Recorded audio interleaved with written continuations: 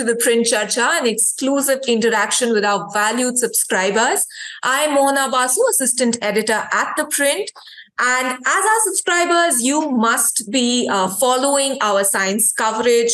And over the last couple of weeks, we have changed our focus. We have taken our focus outside of science labs and taken it to the community and to the public to understand how scientists interact with public, how their work affects the public, and how it is that how the public views what is happening in these labs. How much do they really know about what is going on in these labs? And these are some of the stories that you can, of course, go and read on our website. Now, in this interaction, we have a set of panelists who will answer our queries regarding the intersection of science and community. How does work in these labs, which are largely public funded, affect the lives of the public? And not just that, how much does the public really know about it? How do they perceive these labs? How do they perceive that work that their taxes really fund?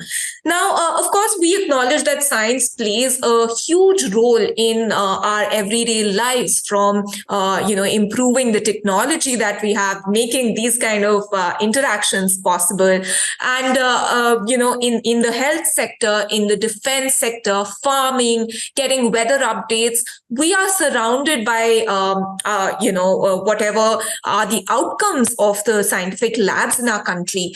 But science is an incremental process, and a lot of us do not really understand what happens on a regular basis in the science lab, and what the journey is, what it entails, any scientific research. So despite the fact that a lot of this is public funded, a lot of the work is public funded, a lay person like you and me do not often get access to what is happening. So on the panel today, we have scientists who are going to address some of these questions about science and its their interaction with the community, with the public. And before we begin our discussion, I would like to remind our audiences that you can send your questions as our subscribers. We really love hearing from you. We love getting your feedback. And please do send in your questions so that we can, our panelists can address some of it. So before we begin, like a quick round of introductions. We have, of course, Dr. Somdatta Karak.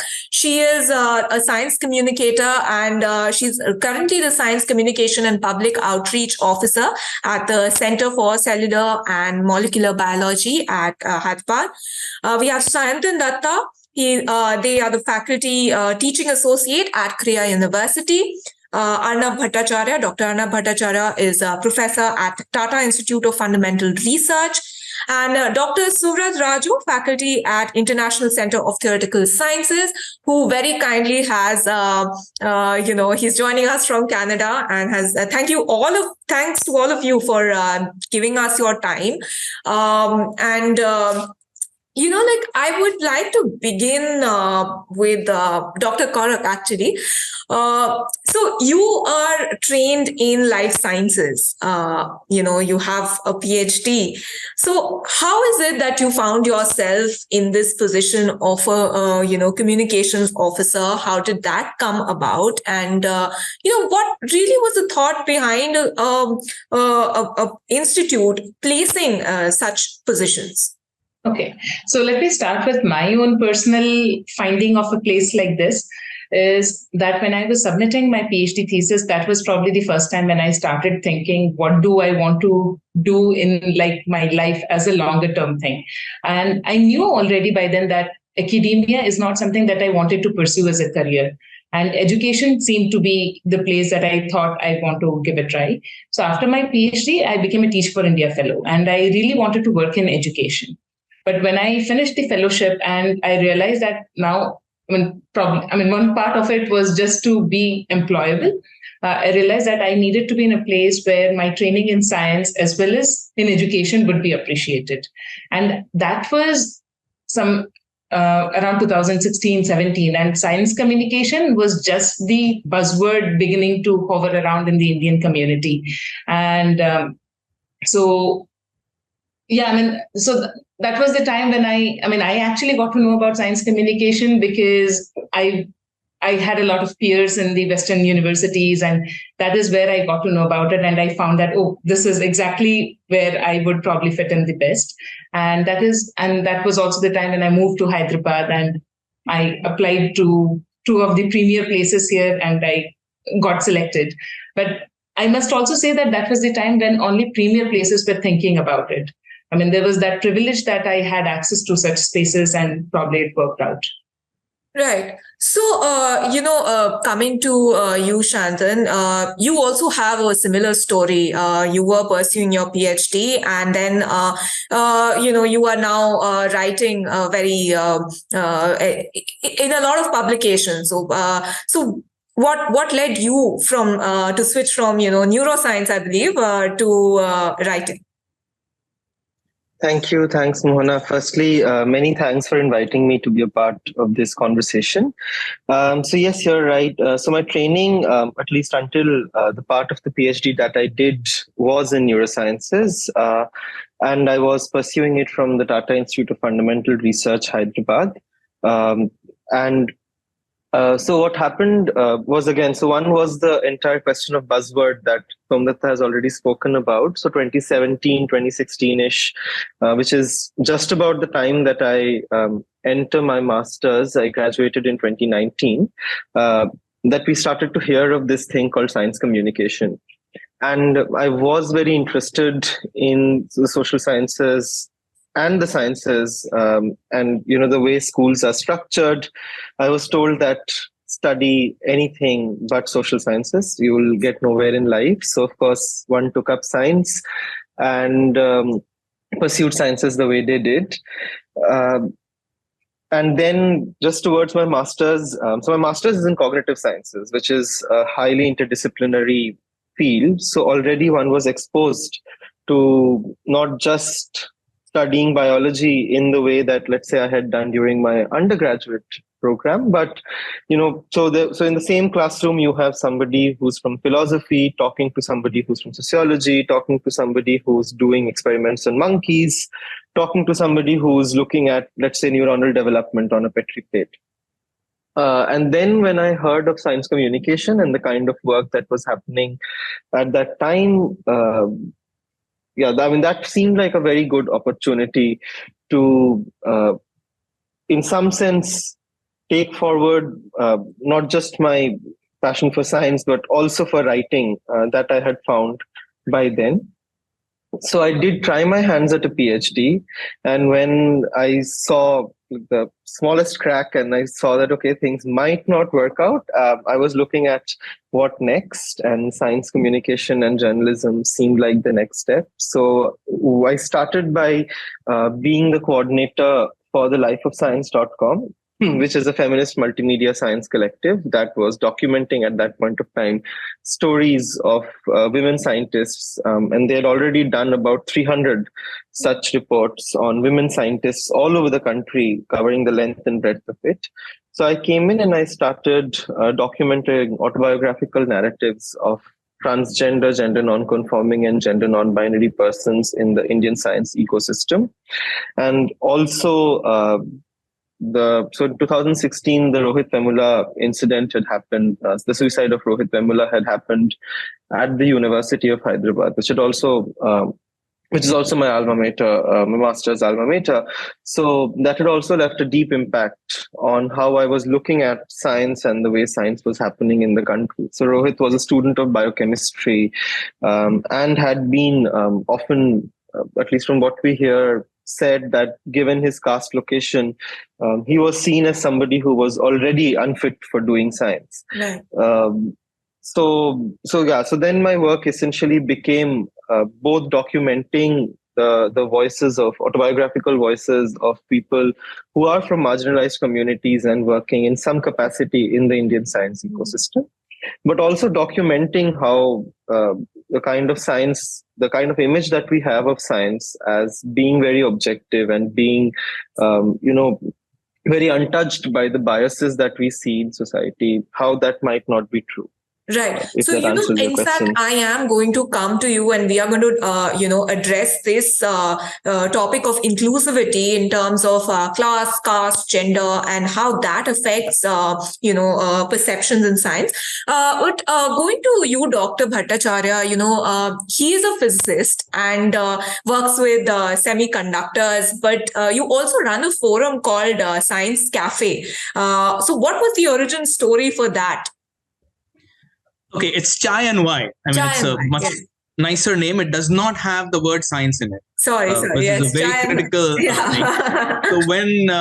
So I came back to India from after my postdoc about 23 years ago now, and I was in Europe. There's a lot of interest that professional scientists take in trying to engage with the public, and here we had a sort of a PRO's office, whose job is just to say that, okay, there is a press release once in a while, or if you look at most organizations, it's the information deficit model. I mean, we know stuff, we are telling you, believe this is good for you. It's not a two-way exchange of ideas. And I felt that we needed a platform where the public could come and just talk to a scientist. Right. We are not some creatures who are in white lab coats and live in some different planet. We are very much part of society. And hence this idea of having something like a science cafe. Now, the problem is science is seen as this terrible subject that I have to do in school, and I mug up something, give the exam, and that's the end of it. So if you invite somebody for a science thing, that itself is a little foreboding. So you want something which is a very neutral thing. So hence Chai and Y. I mean, it's, we'll invite you over for a cup of chai to have a friendly chat. And this sort of also the first, we started it at Prithvi Cafe, which is, thanks to Prithvi for hosting it, which is a theater venue. It's not a science venue. So I'm not even asking you to come to my lab. That itself is a little bit of a barrier. So we had it at this open place, and it was just so fantastic. People had, and it's not a lecture, it's a short talk and long discussions in an informal format. We found that people had curiosity to know about science, to know what is happening, regardless of subject. And we had like no age limits, nothing, anybody is welcome. And eventually it sort of got on and it grew. And now we are in year 15 and we haven't missed a session since we started. So there is a thirst for science. It's just that we don't have enough platforms for people to engage with it. Right. Coming to you, Dr. Raju, your work is theoretical physics, and I am from physics background myself, so it can often be one of the most difficult topics to really communicate and to explain to a layman about. But you do also dedicate a lot of your time to write op-eds, to write explainer pieces for mainstream media. So especially during COVID, there are a lot of your articles that sort of break down the mathematical models. So what made you, engage with media in that sense? Yeah, so thanks, Mona, first of all, for setting this up, and I think this is an important conversation that we're having. So there are really two issues I think that we're discussing here. So I just want to separate them. One issue is the issue of science outreach, which is the point of scientists who do some work in their profession, and then they try and explain that to people at large, and that's very important. In fact, in the kind of stuff that I do, theoretical physics, the reason I was attracted to physics was because I felt this was a field, the kind of physics I do, which had deep philosophical implications. We were asking questions about how did the universe begin? What happens? How what is the nature of reality? Stuff like that, which are just very interesting questions, and they're of interest to, in fact, they're questions that have fascinated humanity for a long time. And so that's why I was attracted to it. And in fact, it's true that, many people are, of course, interested in these kinds of questions. So we do, in fact, at my institute, ICTS, we have a very active outreach program. One of the In fact, one of the programs is modeled after what Arnab started. It's called Kapi with Curiosity in Bangalore, since it's Kapi instead of chai. But it's a very active program, and people really are interested in hearing a lot of this. And this is certainly something that's very important because, as you said at the beginning, science in the end is a public enterprise, and scientific institutions draw from the public, and therefore it's important that people should understand what is happening. And it's also important for other reasons that you mentioned. Having scientific literacy is important for us to understand the world. Otherwise, one can't understand things. However, there's a second issue, and in fact, some of what I have focused on is the issue of how science interfaces more directly with society. So like the issue you mentioned about COVID. So one of the things that I was bothered about, since you mentioned that, was that I felt that some of these models were being misused, to kind of make arguments about what kind of policy should be implemented. And the science behind them wasn't really as robust as it could have been. In fact, I felt it was quite poor. And this is an example of where, the fact that people in general are afraid of mathematics or are afraid of science meant that if some scientist comes on and says, I have a model that says there won't be a second wave, because I did some calculation, people tend to believe that. And I felt that was something that was problematic. So I think it's also important for scientists to intervene in society more directly, because there are many questions that lie at the interface of science and policy. Questions in COVID being one of them, but many others. Questions of nuclear energy, or questions of genetically modified foods, or questions of intellectual property rights, and many other questions. And these are all questions where these are not actually questions that all of us do research on. In fact, this is not the area of my research, neither COVID nor nuclear energy nor anything else. But this is also something where it's important, I feel, for scientists to participate in the conversation. Right. And that's also something which I've done. So there are these two separate issues of science and policy and outreach, but I think both are important. Right. So, I actually have a follow-up question to you. When you did begin to think of writing, I noticed some of your older articles of, obviously, they talk a lot about the nuclear program and the nuclear physics. But when you talk about, say, your, theoretical physics, and you talk about quantum technologies, do you find it very difficult to, communicate with the public, because there is a gap in knowledge there, right? Because we don't study about, quantum, or we don't study the very deep details of theoretical physics till after college. So do you think there was some gap in how people around you perceived what you did? Well, for sure, in terms of understanding technical details, that's something that's hard to do. But in terms of understanding the basic message of what we do, that's I think not so hard. So since you mentioned quantum physics in particular, the way I explain some of this often is, there is some physics which is just around us, right? Like the physics of this coffee cup or something else, right? Which is something, this is mundane. I'm not using mundane in a derogatory sense, but just in the sense that, there's stuff around us which obey certain physical rules that we've understood now for several hundred years. And then it turns out, if you start looking at very small objects like quantum mechanics, something very dramatic changes. And what's very dramatic is the nature of reality. Usually we think that, this coffee cup is either here or it's here. But in quantum mechanics, it can be both here and here, right? And so that's so something very dramatic changes, which is the nature of how we perceive reality, or how you need to describe the universe. And this basic concept is something that I think one can communicate. Now, of course, there are layers and layers upon this, and eventually one needs to study it in detail. But I don't think it's impossible to communicate the basic ideas of what we do. I think that's possible. Right. And in fact, like that is what, I have always found that, in fact, scientists who are very clear, who are good at what, and they understand the basics of what they are doing, are also good at communicating that, because a good communicator is basically someone who understands the subject well himself.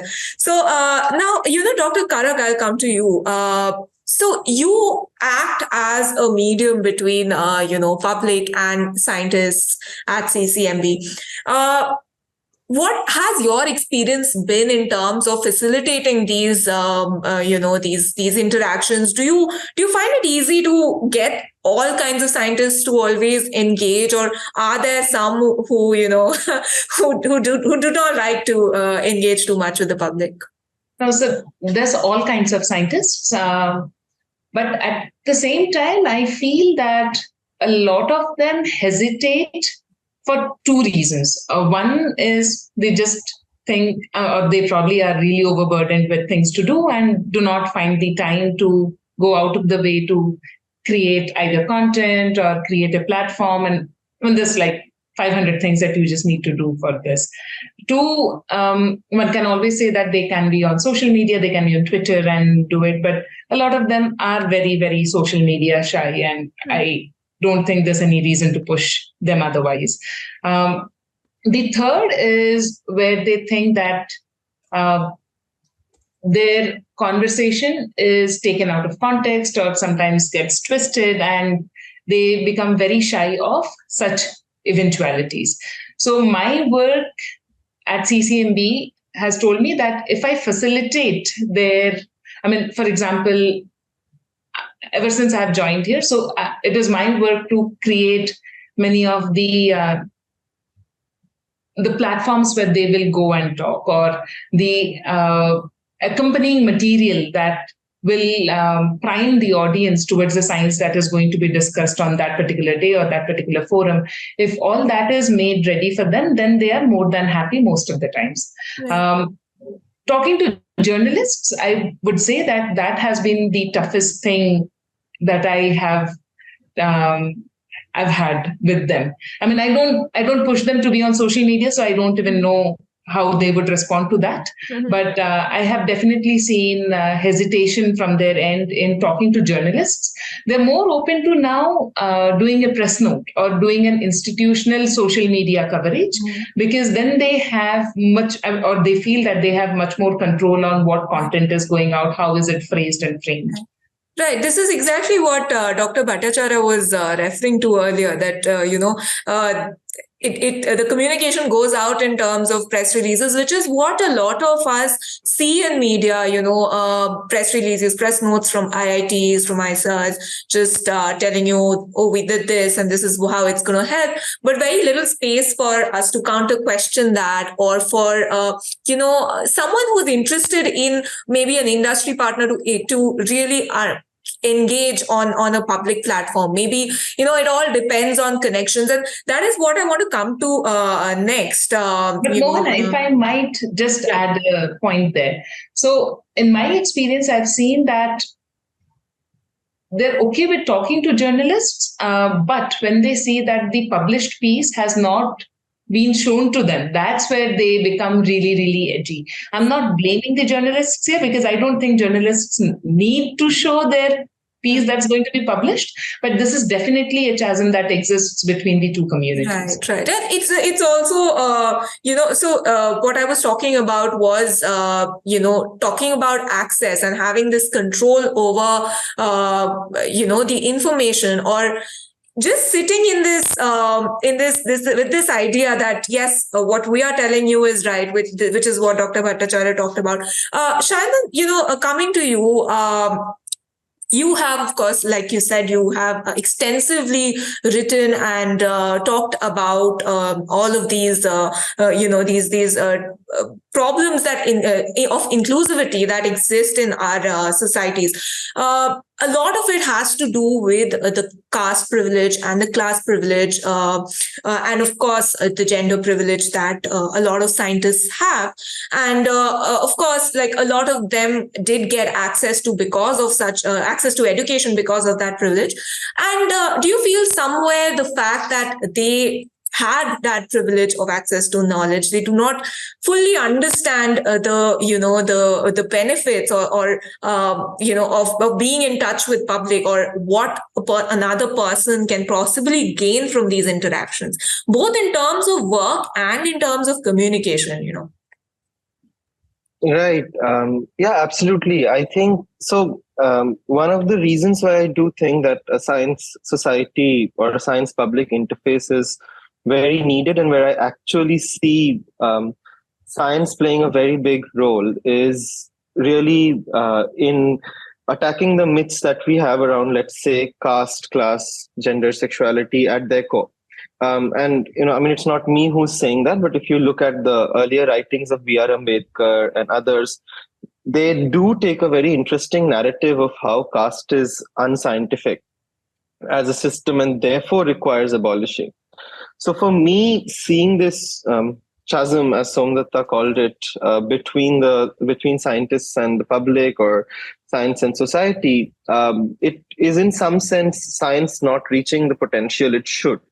So there is definitely a potential of science, Indian science to do great in terms of, achieving prizes and making discoveries, but also improving the lives of citizens and the public, really by challenging, let's say, heavily nationalist, biased nationalist narratives, pseudoscientific work. So, for instance, conversion therapy that was only banned in 2021 by the Madras High Court.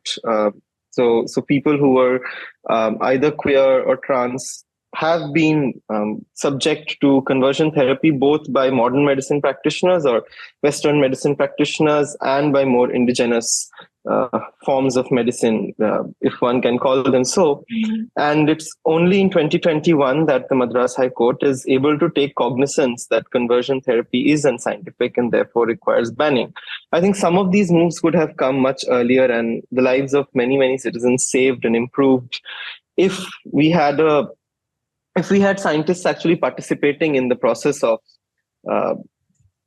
I don't want to say nation building, it's probably too strong a term, but really speaking about social issues. And right. That's what I've tried to do in my work, really bring scientists to, in some sense, compel them in some sense to talk about social issues from the position of a scientist, if that makes sense. Yeah, in fact, even in the field of medicine, nowadays, a lot of women talk about how, they feel unheard because a doctor from his position just feels like they are privileged enough to know what is right and what is not. But that sort of also translates into, the kind in missing out the cues that, an expert needs to listen to or hear out. Dr. Bhattacharya, coming to you, do you think, like Dr. Karak just mentioned, do you think it's just the lack of, energy, lack of time? Scientists are, of course, they are busy with a lot of lab work. Science takes a lot of rigor, a lot of commitment. Every project has very long journeys. Do you think that is, a reason enough, or is it a question of intent? So, both. The thing is this. So there is a generation of scientists who were sort of never required to do anything more than what they did in the lab. There is a younger generation of scientists who actually feel very much so that they really need to communicate and go outside the lab. And I don't think that there is any project that has, so much of thing that you cannot discuss it with other people, especially if it is public money funded. I think you owe it. I see that even in India, our government funding mechanisms are slowly insisting that there is in every project report a description which is not for experts. Right. I wish it's more widespread. I wish it's there in the proposal stage itself, that you need to sort of really say what it is in a way that somebody who's not an expert would understand it. So, but I really, one of the things, it's not just taking science in the lab out. What Suvrat had said, today, one of the reasons we do not have a public debate on whether it is genetically modified food, whether it is nuclear power, whether it is global warming, is because people have not really, if you don't understand what alpha, beta, gamma rays are, how are you going to debate nuclear power if you don't understand why is carbon dioxide important for global warming? How do you, make sense of all this talk that's going on in the IPCC and something else? So I think there is some need for even basic level of not really scientific literacy would be measured in terms of whether I can add numbers or, I know some facts, but it's not knowing facts. It's like sort of understanding how those facts are used. Otherwise, it's all magic. No, I mean, if I showed this device to you, my mobile phone, if I showed it to somebody 100 years ago, they just wouldn't believe that what I can do with it, right? And then it becomes magic, and that is extremely dangerous. So I think there is an intrinsic need which is not limited by whether I have time in my lab and whether I'm too busy working in that's not an excuse at all. Right. In fact, something that struck me, ISRO announced that they had, done an orbit maneuver, but the way the terms that they use to describe something as simple as that, it's quite, it sort of, leaves out a section of the public, which is very unfortunate, because ISRO rocket launches are something that the public is very, very interested in, and not everyone has the access to that kind of, language education, or just it's easy to say that, we're going to put it on a trajectory towards the moon, instead of saying lunar injection orbit. Like, these are very simple things that probably we can, scientists can look at. So we have a question from our subscriber. So I'm going to direct this towards you, Dr. Raju. Is there a requirement for scientific literacy to be strengthened in schools itself, or do you think is it good enough at present? No, of course, the answer is there's a need for that to be strengthened. I mean, I don't think there's any debate about that. And, there are clearly, for sure. I mean, at schools, I have two kids who are in school, and we certainly feel that this issue of how science is taught in school, and this basic attitude that Arnav was talking about, not just of knowing some facts, but of having an attitude of questioning and of, being curious and interested in science, is something that's clearly, we need to improve. So maybe let's talk about how it can be done, because of course it is needed, but considering that we are a huge country, and schools are not just limited in metro cities, it is there in, rural areas where basics like internet is not available, or, even just access to schools can become very difficult. So what do you think can be done from the end of the scientists, because these labs are all very a lot of them are very well equipped to be able to handle this?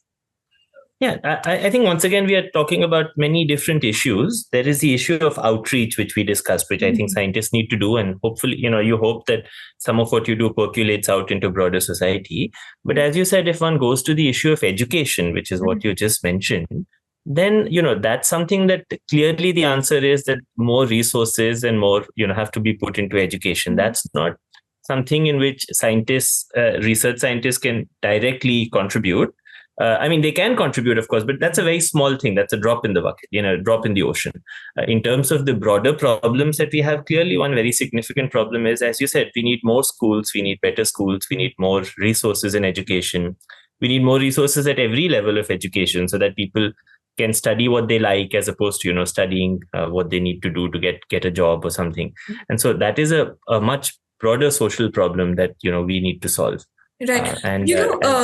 On this topic, Dr. Karak, you are, of course, working with, some museums, and CSIR has a MOU with, the Council of Museums to sort of increase the outreach that they do.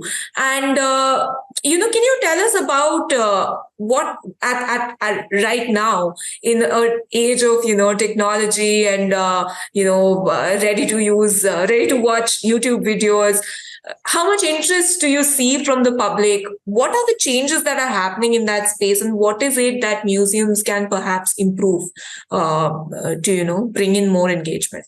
Yeah. So I'll speak from my experience on developing this mobile science exhibition with Vishveshwaraya Industrial and Technological Museum in Bangalore. So we made a mobile science exhibition. So it's basically a bus which has 20 exhibits. These are models, and which, people can play with them, much like any museum interactive exhibit that you all must have seen. And so the thing is that there are already quite a few other initiatives where people are trying to use this model for covering the prescribed syllabus. So there are experiments prescribed in syllabus, schools are not able to do them, and there are organizations which try to fill in that gap. Now, actually schools asked us to fill in the similar gap. And we at CCMB decided we will not do that simply because it's being done by somebody else. Now, here there's a disconnect here in the sense that the customer wants something else, but we decided that no, there is no USP for us there. Instead, we decided to make on something where we have expertise and we have uniqueness to offer. And we made it on the connect between gene and health. It's called the Gene Health Connect Bus. And when we took it to schools, we still made the content in a way that it ties in well enough with what high school offers in biology. But what we did is that, especially in Telangana, students have to make a choice of studying maths. They have to make a choice between biology and maths right after grade 10th. Mm-hmm. So now when this bus is going to schools, the teachers are comfortable with it at the beginning because they're anyway teaching half of it. But we also have a lot of things which are not there in their textbook syllabus. So there's a mix of what the teachers are comfortable with and what they do not know. And that's the part that the teachers and students both liked. And at the same time, we wanted that no matter what is a young person studying, either they study science or not, or either they study biology or not, everybody should know about certain things. So that's the decision that scientists themselves took. It's us at CCMB and people at museum who took that decision.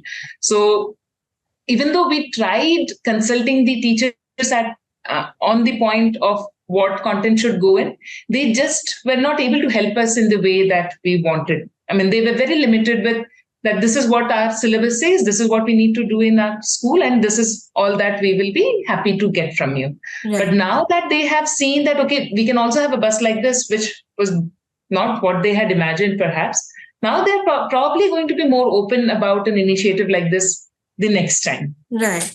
That has been one of the problems with the Indian, education system, where we have very set goals that this exam, this many marks, and we kind of done with it. And even for studying science, it's just all about the cutoff, not about the aptitude at all. So I think that is where interactions with scientists really come into play. Because let me tell you, I also studied physics, and I did not enjoy my time that much. And now when I get to actually speak to scientists on a regular basis, it has completely changed my worldview and made me want to go back to school and study these things again. So that is something that we often find lacking.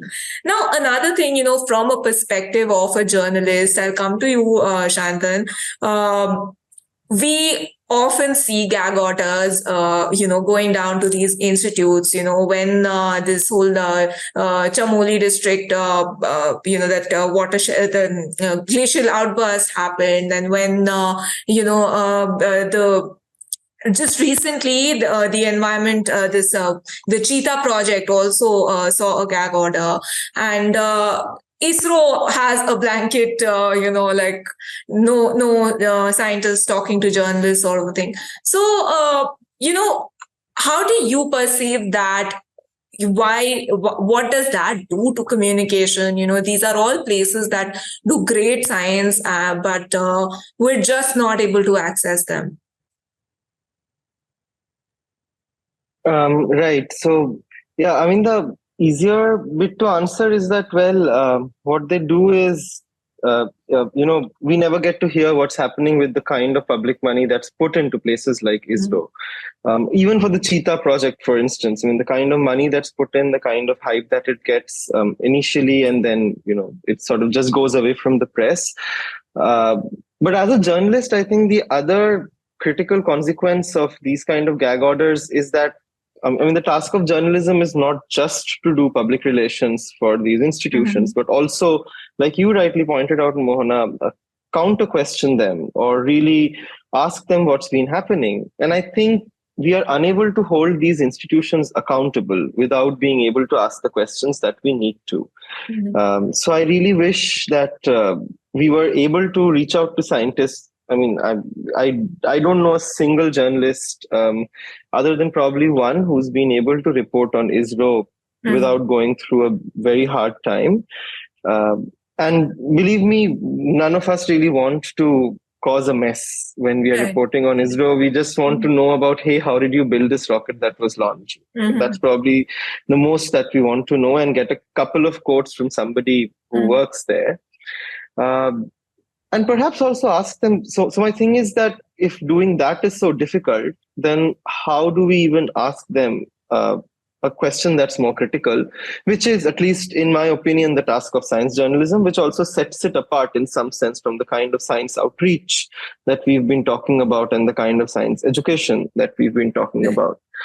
So I hope, I think that's what I think, that it goes both ways. Yeah. Right. And it's critical to, again, talking about science and talking about the negatives, talking about a failure in science is as important as talking about the success stories, because that is how you learn, how other labs learn, how the public learns that it's not that easy to, pursue a career maybe. And not everything that a scientist says might always be right, that every scientist is also subject to, a certain gatekeeping, if I may say so, that they need to go through some checks and balances that even the scientist needs to go through before what they state becomes a fact.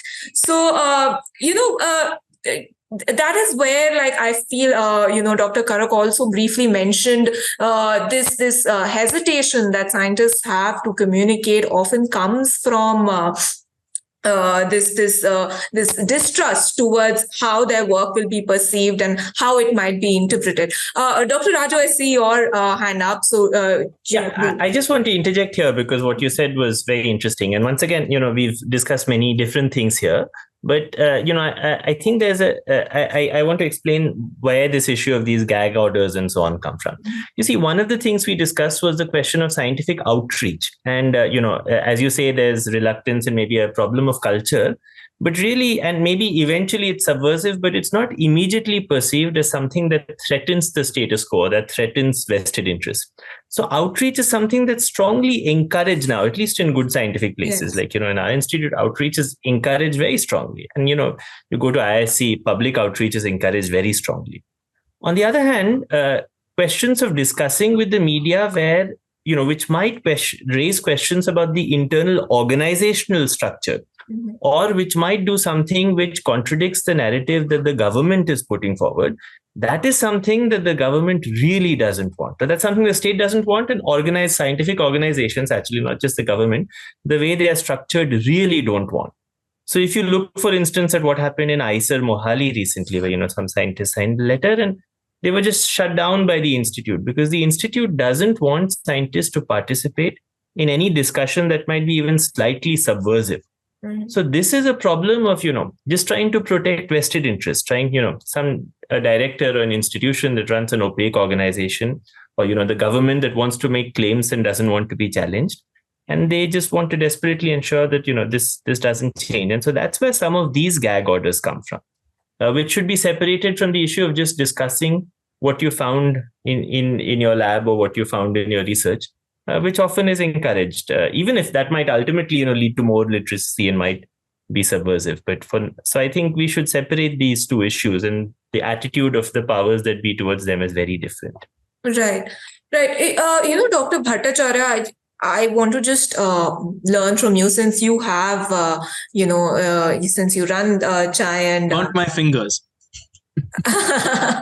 So I just wanted to ask that, have you in your career faced any negative experiences when it comes to interacting with the public, or have you ever felt like you were put in a spot? So, of course, just realize this is, again, taking off from where Suvrat left. Just remember that there is a very firmly established structure that supports the scientific establishment. and nobody wants that to be really challenged very much.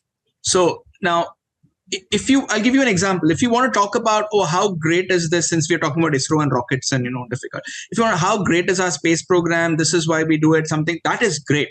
Mm-hmm. Now, if you want to have a debate of should India go to space, what is the, pros and cons, something, there's a debate.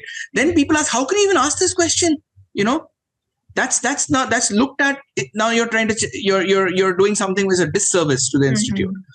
Similarly, I mean, again, there was a time when the words 2G and 3G were appearing on the front pages of newspapers, typically with the word scam not too far away from it. Mm-hmm. And of course, nobody knew. You ask the public, nobody knows what is 2G and 3G. So we decided that, we wanted to do a Chai and Wai session, which is essentially a primer to how does a mobile phone work?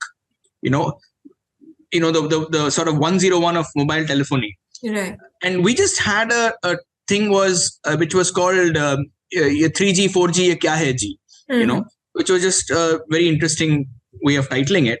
And I got phone calls from politically affiliated people saying that, no, how can you do this? We will not allow you to do this, things like this. So it can be if you do something which is seen as you're challenging what is the government's line on it, you can get into, you will get, subtle hints, if not direct hints, that this is not encouraged. Right. And that sort of runs very, opposite to what a scientist's job ideally is. Like it is to question status quo. It is to, find out and raise questions that can give you answers that can solve. Like if you cannot even identify the problem if you're not allowed to address or acknowledge a problem in the society, then how do you find solutions to it?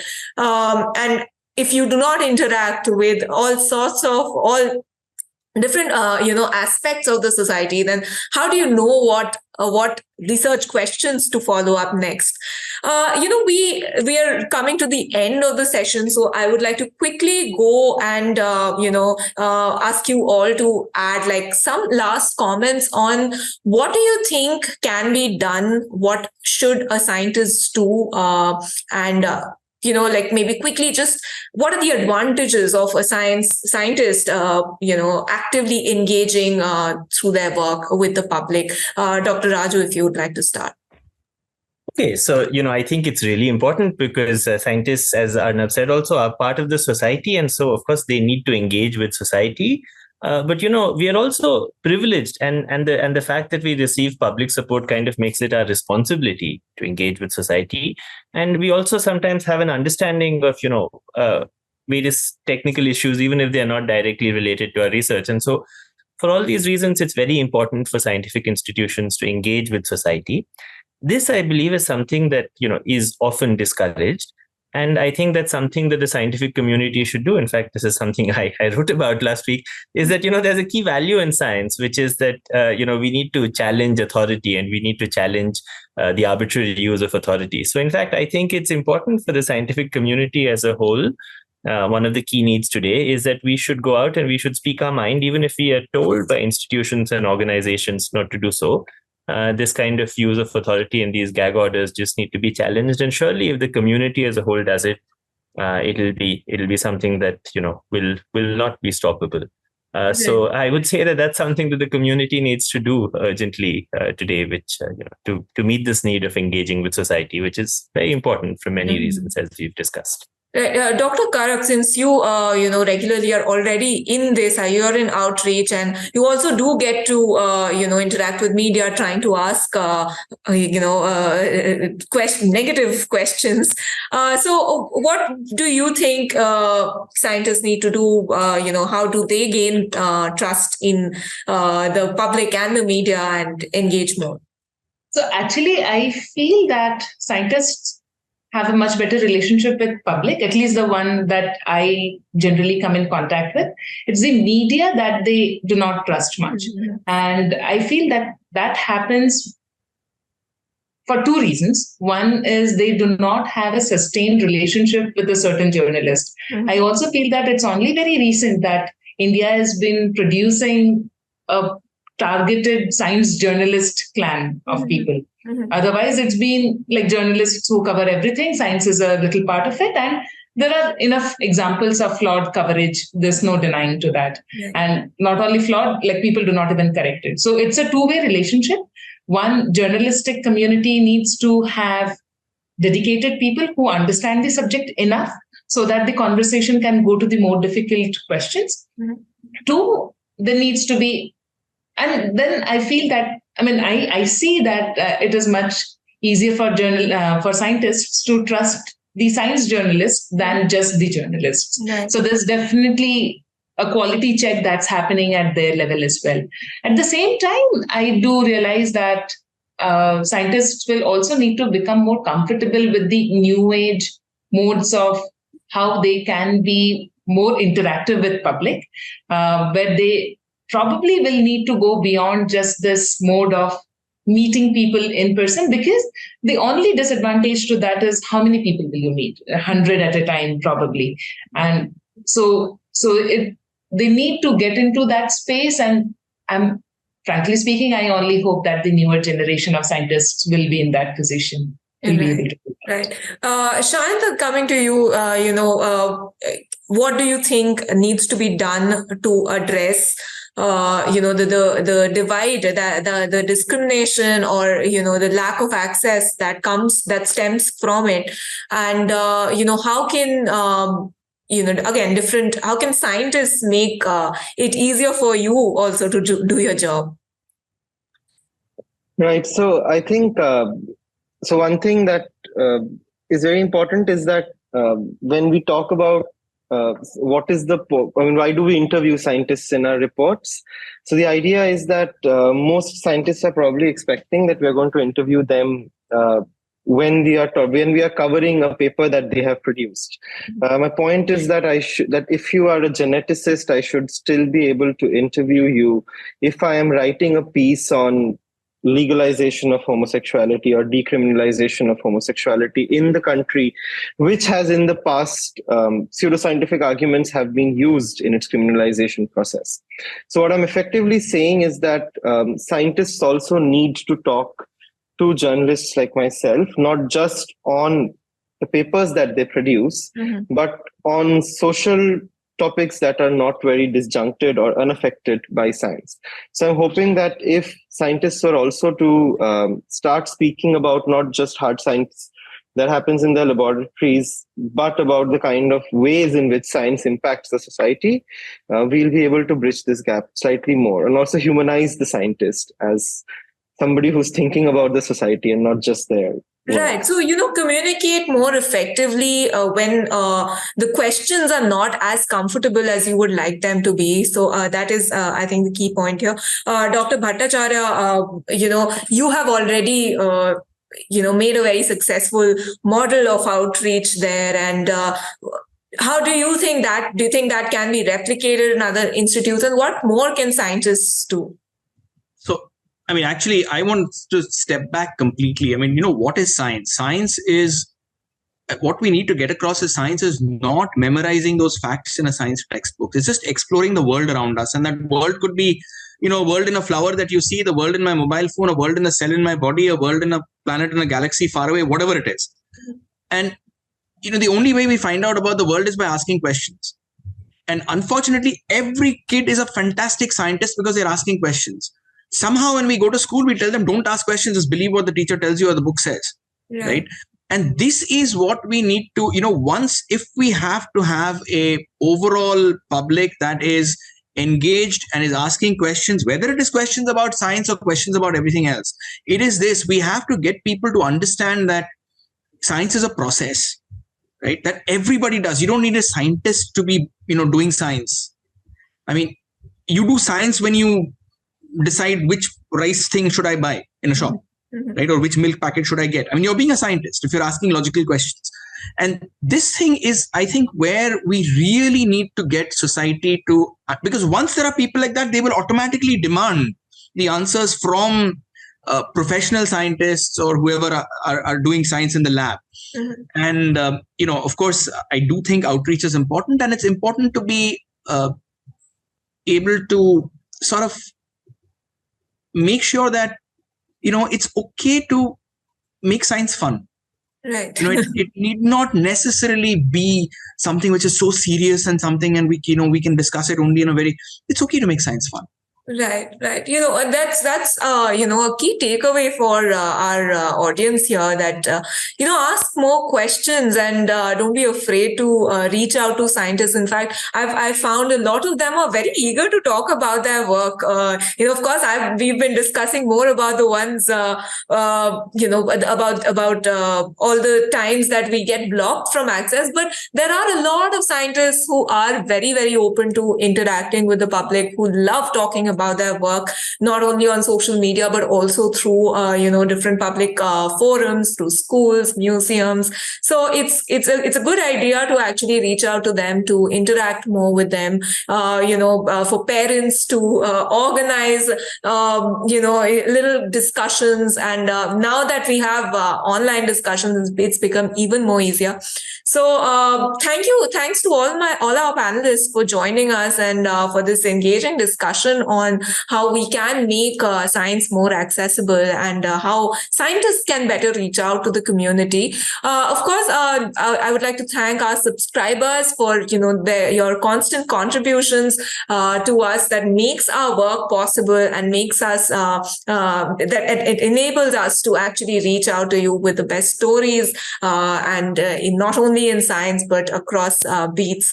Do continue to follow us on social media platforms. We will continue to report on science and community, the intersection between those stories.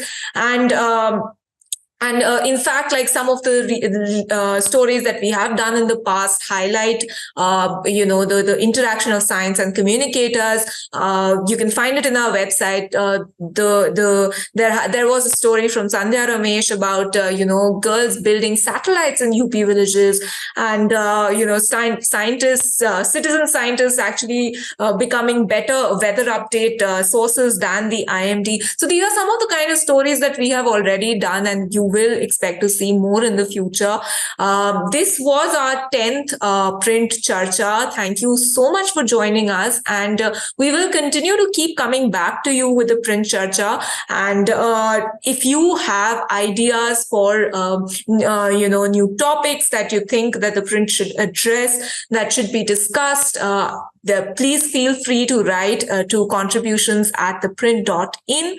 Once again, this is Mohana Basu, Assistant Editor at The Print, and it was lovely interacting with all of you.